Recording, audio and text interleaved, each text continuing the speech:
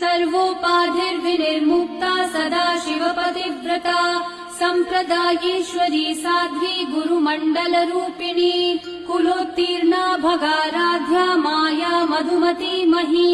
गुणाम्बा गुह्यकाराध्या कोमलांगी गुरुप्रिया स्वतन्त्र सर्वतन्त्री श्री दक्षिणामूर्तिरूपिणी सनकादि समाराध्या शिवज्ञानप्रदायिनी चित्कलानन्द कलिका प्रेम रूपा प्रियङ्करी नाम पारायण प्रीता नन्दी विद्या नटेश्वरी